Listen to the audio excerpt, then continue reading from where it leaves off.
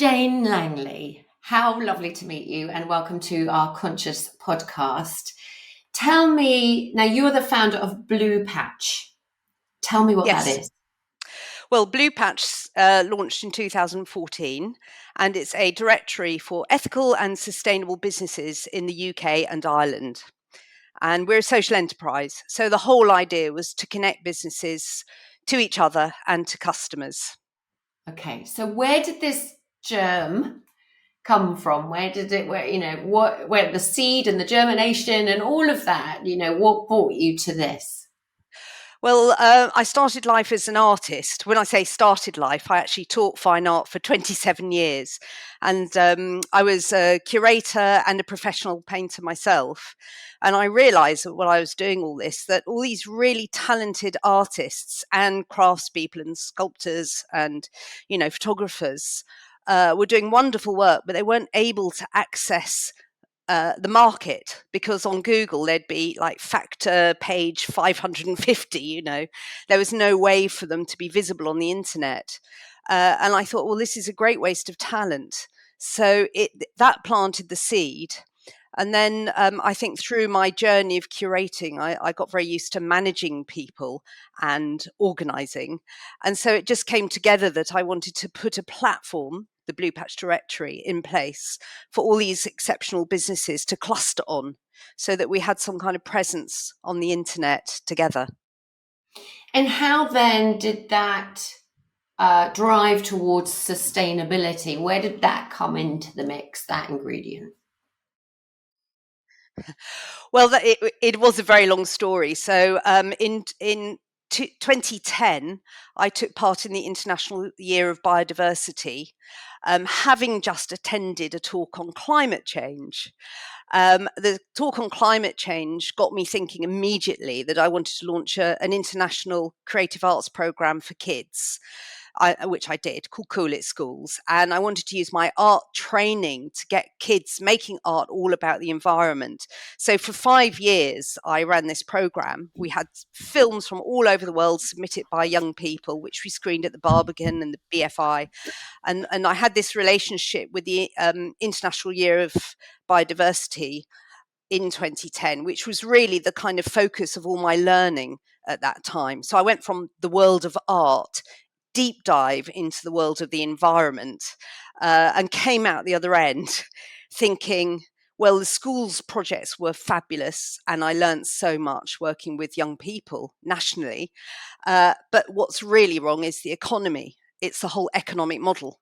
So behind the scenes in my brain, this kind of idea of how do you make a platform that's not just going to help small businesses, but that will actually funnel money right back into communities as well.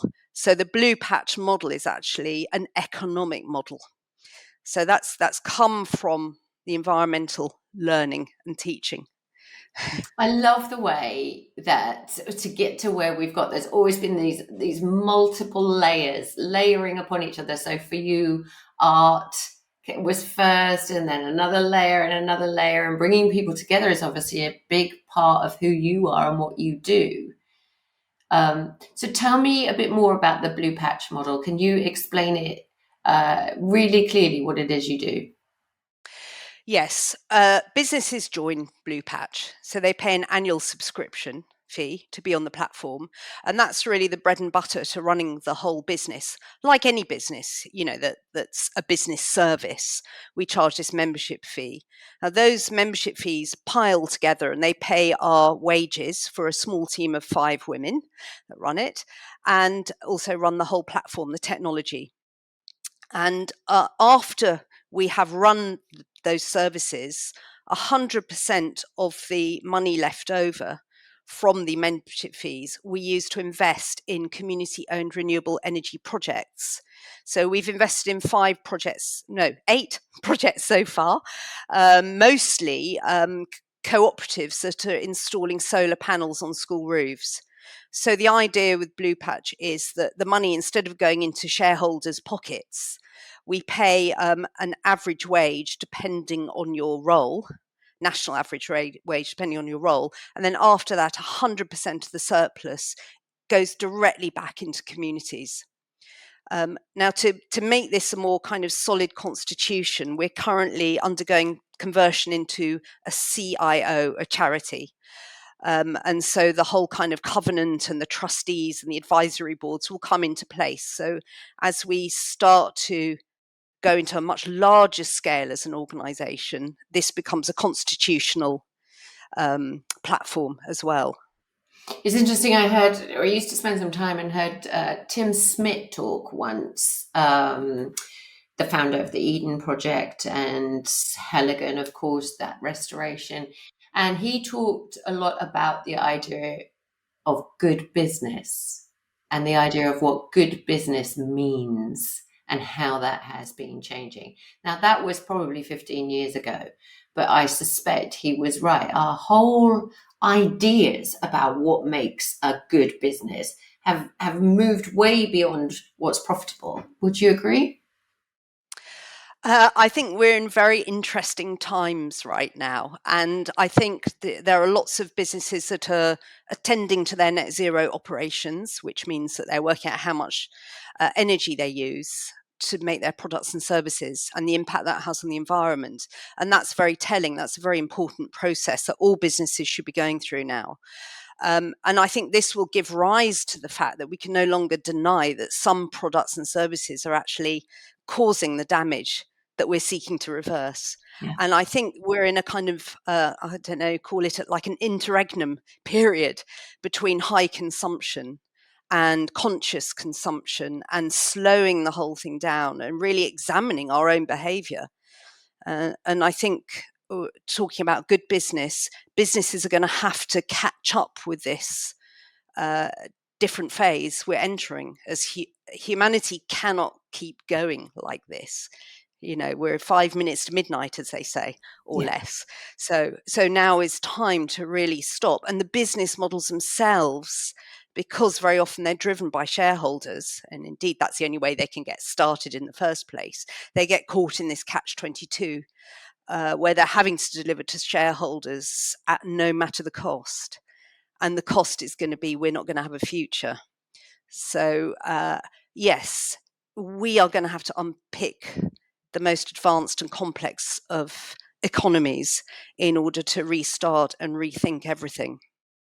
Was there an epiphany moment for you where you thought, this is my mission now? This is who I am, how I move my business life forward? Like, was there a moment in time where you thought everything changes from here on? Several moments. One was when I was about 14. And I remember it exactly because I wrote a manifesto on an imperial typewriter and read it to my parents, who were busy watching Blankety Blank and had no interest in it whatsoever. Yes, Um, yeah, that's very nice. yeah, yes, shut up, will you? And that was that my dad had a solicitor's office, in Southall. It was a high street business. And when word processing came in, they were very pleased because it meant that they could reduce staff payroll, because instead of having, dictate shorthand and dictating everything, lots of jobs would suddenly go. And so Sure. I noticed, I said to them at that point, hang on, what are those people going to do? So from that very early age, I wrote this manifesto after that saying, we need to create roles for everybody to have their place and to be able to earn a good living and to be in the world and to have more equality. So it was right from that very early moment that I think, my kind of interests were set. Yeah, and then another moment? Uh, well, in the art world, basically, having this career as a fine artist and doing exhibitions around Europe, but showing a lot in Germany and Austria, and just seeing that whole marketplace was so counter to the subjects of my paintings at the time, and that the paintings were very political, and a lot of them were about pollution and about kind of, I don't know, the kind of backgrounds that my mother's family came from in the Walworth Road, and my grandfather being the postman and all this kind of thing, and how he had to beg door to door at one time because he had no money. So that whole kind of route, and then being in the art world and seeing the extravagance and the luxury of it, made me realize that the kind of discrepancies were not bearable anymore, but that you couldn't just be a philanthropist, that you had to create a kind of model that would actually allow people to thrive within it. That's really interesting. So philanthropy, you think, is not sustainable? No, because if someone is that rich that they can be philanthropic, can't say it very well, Yeah. Yeah. then obviously there are some people down at the bottom of their payroll that are not doing that well, or running insecure jobs. I mean, Amazon would be a great case in point. I'm sure that Bezos does wonders, but then he's running a gig economy, so why wouldn't he? So I have real issues with, philanthropy is fine if it comes from a really good place. I mean, our patrons, for instance, are all running very sustainable businesses and have loads of integrity, and they're actually, their world is renewable energy. So, there's no problem with that at all. Yeah. I love seeing how this has all come together. So talk to me then about one arm of what Blue Patch does. We've talked a little bit about the investment, reinvesting money into renewables and into community renewables on top of that. But Yeah. one other arm that you do is positive shopping. Yes. What's that? I bought some show and tell behind me. So, Well, for those of us on the podcast, so that's great for YouTube. For those of us on the yeah, great. podcast, Langley, tell us Yeah, about sorry about that. I won't show anything. So, the interesting thing about the whole founding story of Blue Patch is my co-founders, Emma Kirby and Matt Beale Collins, we basically used to gather it, and it took about 3 years of 5 hours a week of vegan lunches, brainstorming every single nuance of how do you get behavior change to happen. And we came up with the idea of, actually, at the end of the day, it's shopping. People are led by desire. You look at human behavior. You can talk about climate change till you're blue in the face and people just walk away, glaze over. You talk about, would you like to buy a beautiful cushion or some lovely perfume? And it's like, oh, that's interesting. We're animals. We are. And I mean, that dopamine doesn't lie, does it? no, it doesn't. It doesn't. That's why the market is such a powerful force, the Yeah. consumer market. So we thought, well, the only way we're going to get behavior change is if we actually work in the most competitive market of all, which is, consumer products, hence the directory. So the whole positive shopping notion, it was a strapline to our logo, the power of positive shopping and the power of positive business. They just became straplines. And then after a while, we thought, well, I know, let's make a little magazine. And so although it doesn't feel very sustainable to put out a paper publication, it was really the only way to start to proliferate the name of Blue Patch far and wide. So positive shopping is Blue Patch's little publication, and we put out 45,000 so far. And it's such a lean and light publication that literally it could go to every cafe in the UK to be picked up at a certain time of year. And through this publication, we can start to explain to people what net zero means. Things that are so kind of that the general public have no idea about. We can kind of couch it amongst a beautiful cushion and a lovely pot of moisturizer, and then suddenly, oh, by the way, net zero means, or switch to renewable energy, or where are you investing? So what we're using with positive shopping is this kind of packaging. Yeah. That The glossy magazine that we all love, the element of shopping and desirability, and you want this. I yes, do want that. I didn't know I wanted it until I saw a picture of it, but yeah, I really do now, and that picture's lovely. yeah, And then mixing that in with some good old education yeah, um, yeah, and yeah. awareness. And It's like presumably the sugar. all of the things the things that we might want to buy, the things that we might be attracted to, presumably those have a pedigree. Oh my goodness, they really do. We're quite choosy. I think it's from my curating background, but we interview the businesses before they come on board, and it's interesting. You can hear how someone speaks to you about what they make, that they care about their customer. And for me, that's the number one thing. I think if you care about your customer and you really want to offer value, then you're also going to care about the environment. And so we ask them, where are you with your sustainability? And some might be just thinking, I don't know where to begin. And that actually is great for us because we can bring them onto the platform. And during the pandemic, I put together a short program which will enable all these tiny businesses to audit their carbon emissions for scope 1, 2, and 3, which are different kind of categories of emission in order for us to meet net zero. So I can bring these businesses on and expose them to workshops and the whole program. And now, lo and behold, it's incredible the results that are happening. So not only do we have products with wonderful provenance, we've also got business members that are kind of spreading this information well beyond the membership, Well, towards their it's not just a landlords, fait things like that. accompli. It's not just a case of look at all these amazing businesses that are already doing an incredible job. It's look at these businesses with really good intentions who are on the curve, are growing now, right now, in terms of their sustainability and everything that entails. Yes, it's a very active membership, very, very active. So, in a And sense, it's a moving, growing target. It's not just about what you've already achieved. oh goodness, it's very dynamic. It is like a living entity, Blue Patch, Yeah. and all the members contribute to it, and they're beginning to reach out to each other. So one of the members has just published their first impact report, environmental impact report, their scope report, and they will come in and do a webinar and tell all the other members what they discovered and what they learned and what the pitfalls were. We've got one of the patrons, Nature Save. They're going to put together their consultant's going to give a free talk on ESG and what that means for all the members. So there's a lot of contribution. I think the The kind of heart of pooling of Blue Patch is warm. information, and right. And Yeah, then and I love that has also come, from that idea that you had of pooling talent, of providing a platform for talent, and now you and a forum, if you like, a marketplace where, like a traditional marketplace, all sorts of ideas are exchanged at the same time as goods are exchanged. that's right.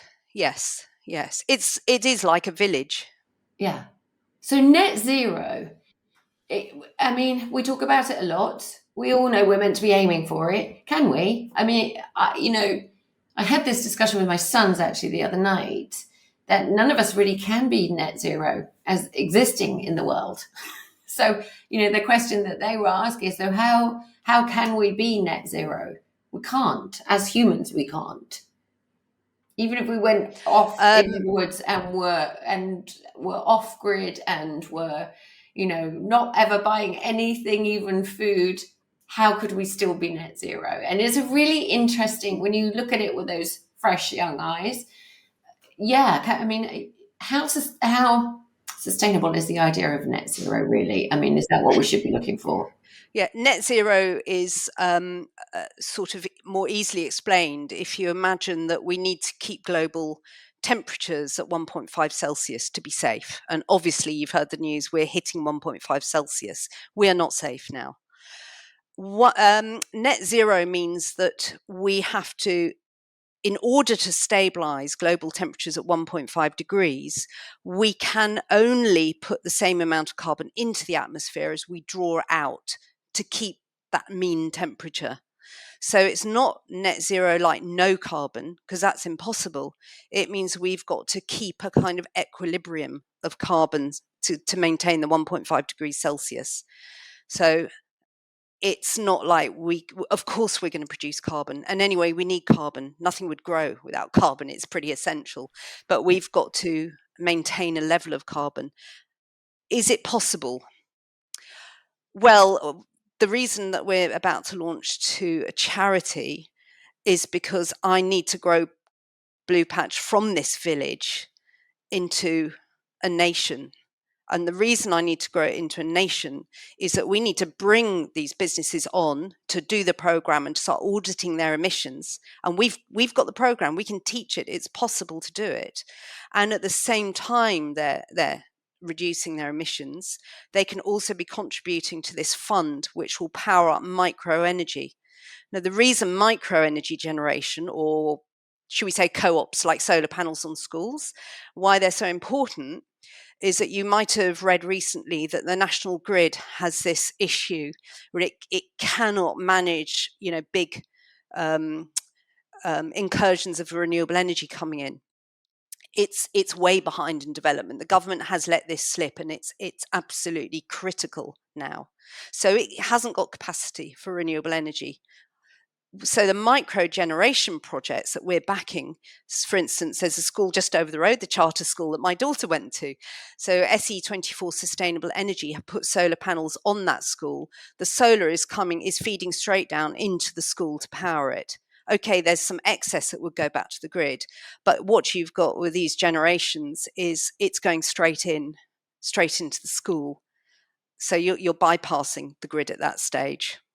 So much greater sense of self-sufficiency. Yeah, and I think we've got to do that really quickly now. I think it's actually, I can't think of anything else I can do to help really than that. It's basic. Yeah, And it's join the basic, but directory. also Yeah. you're thinking very big picture. Talk to me also about the partnerships that you've begun to develop, not just with businesses, but partnerships is another very important part of what you do, isn't it? Yes, because we're small, we have to have partners. And so, because of my background with museums, I worked a lot doing kind of touring, traveling shows in some really beautiful museums, regional museums. And so I gravitated back to the museums, and I think culture is a really important thing. And so often culture is a free resource for people as well. Again, going back to supporting communities. So I've also got this idea that with our wonderful brands, we can put on these pop-up shows in museums, and we can help with the kind of proceeds and commissions and all the rest of it. It would go straight to support the museums and education programs. And that helps the small businesses and it helps the museums.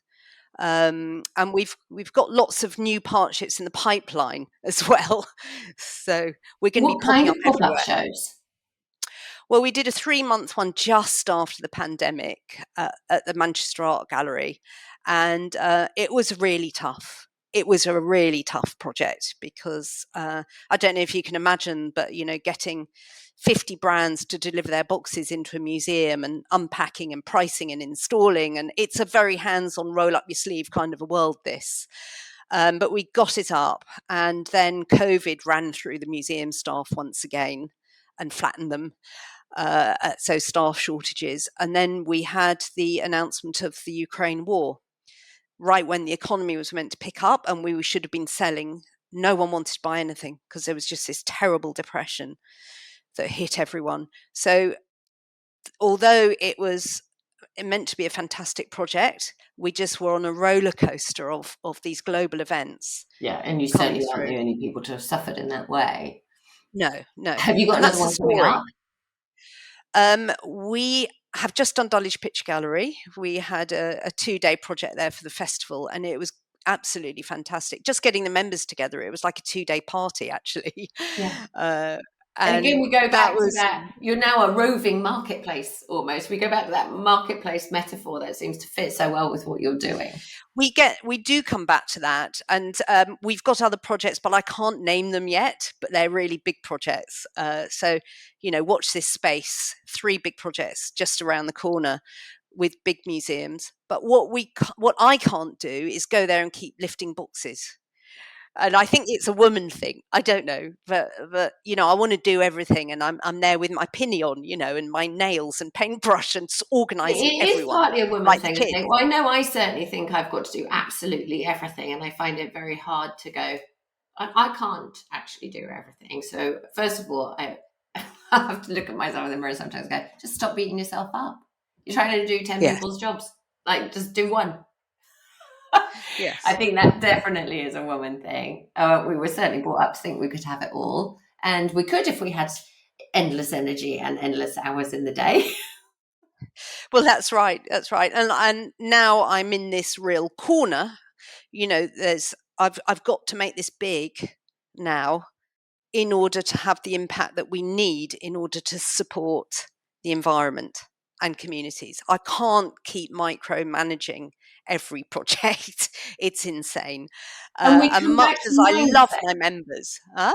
We Sorry? come back to mindset there. You're shifting your mindset around to think, well, where do I have the biggest impact? And I think for a lot of us with these green issues and everything surrounding the environment stuff, our mindset is actually the most critical thing, partly why this podcast is called Conscious, because it's so easy to be daunted. It's so easy to think this is too big for me to have any impact at all. How do you address that daunting nature of what we're up against? The daunting nature, I think, I simply follow my parents' example, really. And, the age I am, they both came through the war. So my dad was like frontline, mum was in the Blitz. And it's that kind of attitude that they had was like, this is a war. You just do it. And that's really, I mean, it sounds terrible, doesn't it? But that actually is the thing that just earths me to this, because it's not about me. It's about, our kids, and it's about something that's we're almost on the brink of a tipping point now. And the terrible thing is, I don't think people realize what that means and how fast it would happen. And I do, because I can see the science, and I have to. My mindset now has to really kind of get into focus. I feel like a racehorse, and I've been like skittering around in the paddock trying to work this out, this model. And now I'm in the traces, waiting for the starting gate. As soon as the charity launches, we're off, and we've got to just go for it really quickly and see if we can just stream this kind of revolution of businesses joining us to power up the green economy. It's how you respond to the challenge at the end of the day, isn't it? It's how we all respond. Do we stick our heads in the sand? Do we do what we can? Do we go all out and complete the race as you are about to? And we'll be cheerleading you all the way, and seeing what we can do. It's a really, I find the psychology of how we are dealing with these issues really interesting, and our individual responses. And is there anything else that you think we lack, that you think is particularly important? I really love the collaborative nature of what you do. Some people are very much, I'm going to do this, that, and the other, but for you, it's very much about, well, let's spread this far and wide and have a whole community response, and I'm going to create that community. Yes. Well, one of the things I think is really important is the high street, and it's reinvigorating the high street. And I think we've got to create kind of example type businesses. I mean, there are loads of examples around, but there's, I think, example is the bottom of my road. It's about the visuals. It's about the optics of the whole thing. Again, it goes right back to desire. We're not going to get behavior change in the general public without triggering a desire response and then layering that with the impetus of like, you've got to get on with it. So at the bottom of my road, an artist who's actually a land artist, Kate Whitford, has created a tiny parklet. This thing is tiny, but it's so exquisite that everyone's noticing it. I don't know, when an artist does a design like that on the street, it's like, wow, it's completely different. People Can are you sitting describe there, it to me? children are there. Well, she's created a kind of arc of white, but she's created kind of various kind of vanishing points. So when you see it, it's not a flat shape. I mean, you wouldn't know to the naked eye that an artist has done it, but there's something about the shape of it, the way it lights a dark corner, the kind of planting that's there, the arrangement of everything is like a work of art. I recognize it because it's my world. The public are just there. They're there using it and enjoying it, this tiny slip of space that's so beautiful. And she's designed it to slow traffic. So as it grows up, cars will have to slow down to see around it. So tactically, very intelligently, she's created something that will start to tip the balance towards pedestrians and the social space. And I think the more we do that, the better. And I find myself really curious, and you're a great person to talk to this about, talk about this. This combination of art and science that seems to be, again, a marker of where we are in our journey. I mean, certainly when I was at school, you were an artist or a scientist, and I didn't fit the mold because I was really arty and loved the arts, English, writing, particularly, those were really where I felt at home. But also, a biologist and a zoologist and a natural world, like I love the sciences too. And yeah, it felt very much you're one, no, you're one or the other. You're one or the other. Well, I ended up being both. I ended up with a science degree and an arts degree. So, but I've always thought I was a slight anomaly. But actually, as I look around me more and more, I see these two worlds coming together. I think they're very closely intertwined, actually. And I think many people misunderstand the practice of fine art. Because fine art's a language. It's people on the outside might think, oh, it's having talent to draw something or copy something. It's not at all. It's about rethinking the world. So when you are trained, let's say you go through quite an intense training as a fine artist, what you're doing is Which you're learning to isn't, can I question. just flag up as well? Fine art is not illustration. Those two things are No. different, aren't they? So, we might look at some beautiful illustrations in a children's book or in a frame on the wall and say, well, that's art and it's fine art. Yeah. Fine art, and I know this because my son studies fine art, so I can rant a little bit. Fine art is something completely different. Well, I suppose in a way I shouldn't use the word fine art because I'm very much of the camp of William Morris and I don't see a separation between art and design. There is a way of thinking about the world that if you are trained at quite a high level, it may not necessarily drop into the brain, but you are deconstructing the world and you are putting it together in a way that might seem like the world, but it's not. It's a parallel world. And in a way, that training is, for me, intellectually, that training was fantastic because it allows me to look for patterns and detach from reality and say, I don't have to mimic reality. I can reinvent it, but it looks like the same reality. And in fact, Blue Patch is a work of art. It's a conceptual artwork.